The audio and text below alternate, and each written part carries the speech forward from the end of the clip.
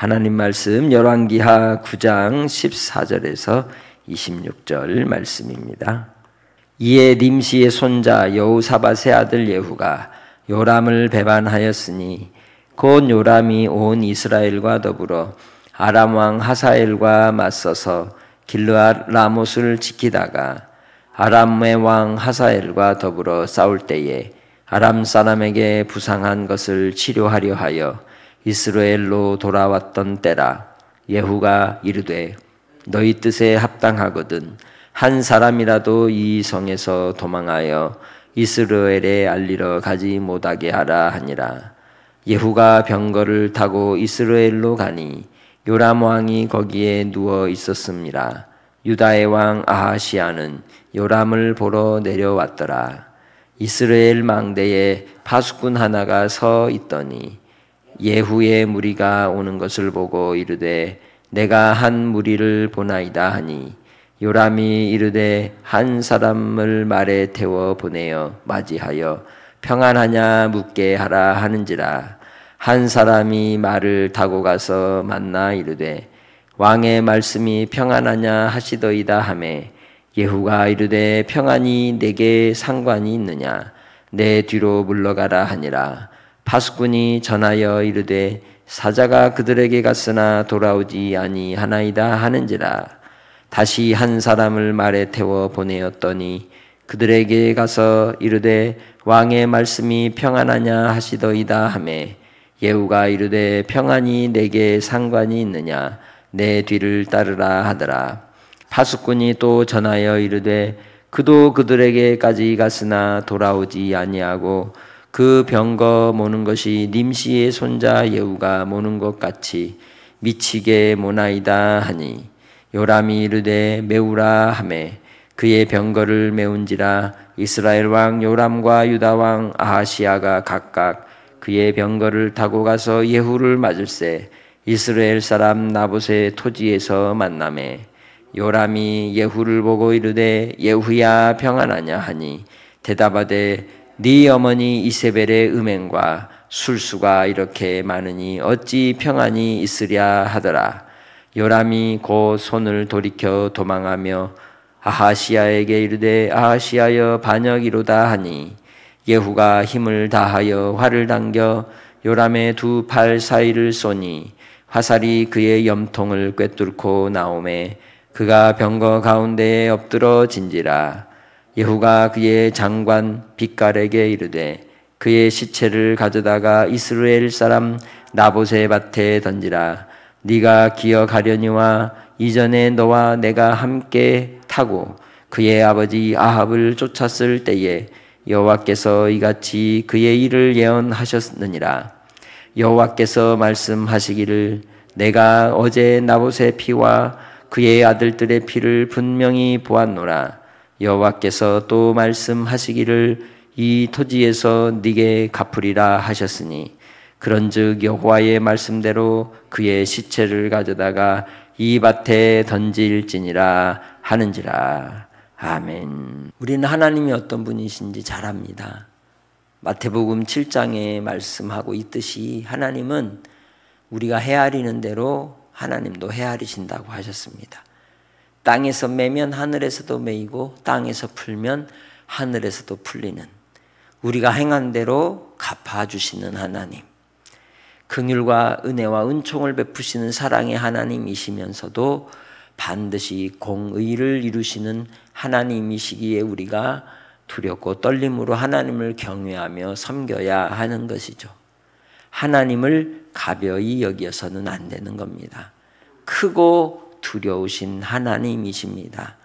사랑이 많으신 하나님, 그러나 우리 하나님은 온 세상의 창조주이시고 통치자이시고 다시 오셔서 심판하실 심판의 주가 되십니다. 우리는 그때를 항상 기억하고 이 땅에서 살아야 하겠죠. 본문에 기록된 요람에 대한 이 아합 왕조에 대한 하나님의 심판이 어떻게 이루어지는지를 우리는 보게 됩니다. 그가 한 대로 갚으시는 하나님이십니다. 하나님께서 엘리사를 통하여 선지자 청년을 보내 그에게 기름을 부어 왕으로 삼고 그에게 주신 명령대로 예후는 행동을 하게 되죠. 그래서 길르앗 라못을 떠나 부상으로 인하여 치료 중인 요람 왕을 만나기 위하여 이스라엘로 가게 됩니다. 이스라엘이 어디냐?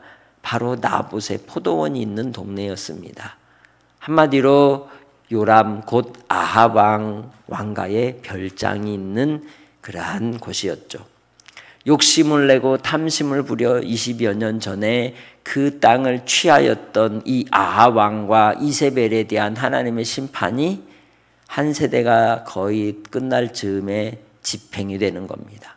우리는 그렇게 이야기합니다. 억울한 일을 당하고 힘들고 괴로운 고통의 시간들을 지날 때 하나님이 살아계시면 왜 이 고통 가운데 왜 응답하지 않을까?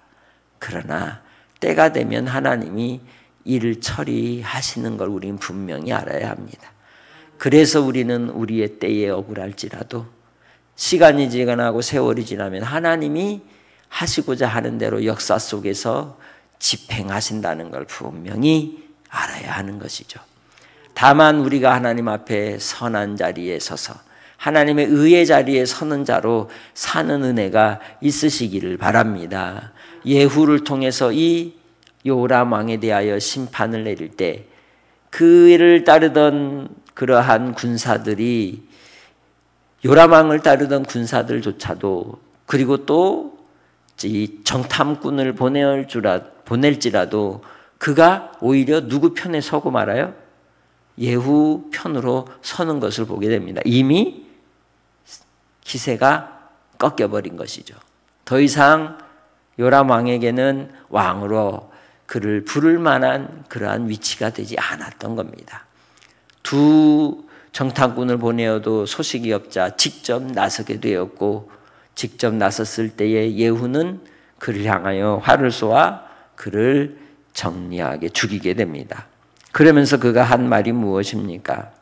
곧 그 집안에 대한 하나님의 뜻이 무엇인지를 이야기하죠. 그것은 이 아합 왕, 아버지였던 아합 왕의 부인인 이 이세벨로 인하여 북이스라엘의 우상 숭배와 음행과 그리고 마술이 행하여짐으로 하나님 앞에서 땅이 저주받은 그런 때가 되었기에 하나님께서 심판하신다는 것을 선언하고 있는 겁니다. 그때 엘리야를 통하여 예언한 바대로 나봇의 피를 갚아주리라. 그 피 갚음의 역사가 나타날 것을 말씀하셨고 그대로 이루어지게 된 것이죠. 그렇게 요람은 죽게 됩니다. 그리고 요람이 죽었을 때에 그를 따르던 시위 장관에게 명령하기를 그의 시신을 어디에다 던지라? 나봇의 밭에 던져서 그 피의 갚음을 행해라 라는 거죠. 아담과 하와의 두 아들이 있었습니다. 가인과 아벨이죠. 하나님께서 땅에서 울리는 누구의 피의 소리? 아벨의 피의 소리를 들으셨다 하셨습니다. 이는 우리를 위하여 죄 없으신 예수님이 십자가에 못 박혀 죽으시는 죄와 의의 싸움 가운데 우리를 향한 하나님의 구속의 사랑을 예표하는 그림자가 되듯이 우리를 위해 하나님께서는 그의 아들 예수 그리스도를 이 땅에 보내어 십자가로 우리의 모든 죄의 빚을 속량하셨습니다. 그것이 하나님께서 이루셔야만 했던 공의였던 것이죠. 나봇의 피를 통하여 마지막에 하나님의 의를 예후로 말미암아 이 오므리 왕조를 무너뜨리듯이 이 세대의 악한 모든 사단의 세력을 결박시키시고 멸망케 하시고 마지막에는 하나님께서 예수 그리스도를 믿고 따르는 그 백성들을 통해서 하나님의 의를 이루실 줄 믿습니다. 그러니 우리가 주님 안에서 이 땅에 오늘 하루를 살 때 어떻게 살아야 하겠습니까? 죄의 편에 서는 자가 되지 말고 하나님의 선의 편에 서는 자가 되시길 바랍니다. 의의 편에 서는 자로 주님 앞에 항상 있기를 소망합니다. 하나님께서 그 뜻을 이루시기까지 우리가 기다리며 기도해야 하는 것이죠. 내가 무언가를 행하고 이룬다고 해서 되는 게 아니라 하나님이 하실 때 하나님께서 판단하시고 하나님께서 집행하실 때 진정한 의가 되는 것이요, 사람이 행할 때는 피해의 복수가 또 반복이 될 뿐인 것입니다. 주님 안에서 오늘 하루 하나님께 의탁하시길 바랍니다. 예수님께서 십자가에서 드렸던 기도, 아버지여, 그들이 하는 죄를 모릅니다.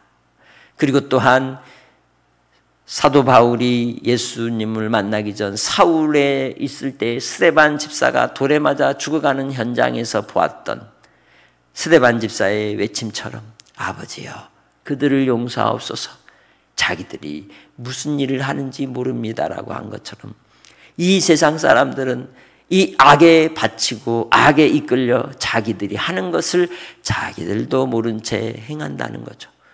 주님 안에서 우리는 우리가 하는 것이 무엇인지를 분명히 알고 행동해야 할 것이며, 또한 그 일들을 통해서 하나님의 선하심과 하나님의 뜻이 이루어지도록 우리 자신을 드리기를 힘쓰며 간구하는 믿음의 성도들이 되시기 바랍니다. 하나님의 뜻이, 그 예언하신 바가 이루어지는 역사가 오늘 본문에 나타나 있습니다. 우리의 삶도 그렇습니다. 우리를 향하신 하나님의 신실하신 뜻은 반드시 이루어집니다. 그 과정에 우리에게 환난이 허락될 수도 있고 시련이 올 수도 있고 또 고통과 괴로움과 내가 알 수 없는 억울한 삶의 환경과 상황이 올지라도 주님 아시지요? 주님의 뜻이 이루어지기까지 인내하여 온전함을 이루게 하옵소서 구하는 성도들이 되시기 바랍니다. 그것이 우리가 하나님께 드릴 기도라는 거죠. 온전함을 이룰 수 있도록 주여 깨닫는 마음을 주시고 인내하게 하시고 이 억울함과 이 아픔을 주여 갚아 주옵소서. 오늘도 이 새벽에 하나님께 간구할 때 주님의 은혜 가운데 하나님을 경외하며 주의 뜻이 여러분의 삶에 이루어지기를 주의 이름으로 축복합니다. 하나님 아버지, 우리의 인생의 삶을 통하여 주님의 헤아리심을 받기 원합니다. 주님, 우리가 죄에 대한 하나님의 징계와 진노의 자리에 있는 자가 되지 않고 의의 자리에서 비록 목마르고 주리며 박해를 받는 자리라 할지라도 주님 편에 서는 자가 되게 하시고 주의 은총을 힘입는 자들이 다 되게 하옵소서. 오늘도 주의 도우심을 구합니다. 아버지 하나님, 눈물 뿌려 간구하는 종들의 기도를 들으셔서 주께서 갚으시고 역사하여 주시고 판단하여 주시옵소서. 오직 하나님의 도움만 구하오니 주여 우리를 불쌍히 여겨 주옵소서. 수해로 인하여 어려움 당한 이들을 주여 긍휼히 여기시고 또 사랑하는 성도들의 일터와 삶의 터전과 또 논밭과 그리고 사랑하는 성도들의 건강을 지켜 주옵소서.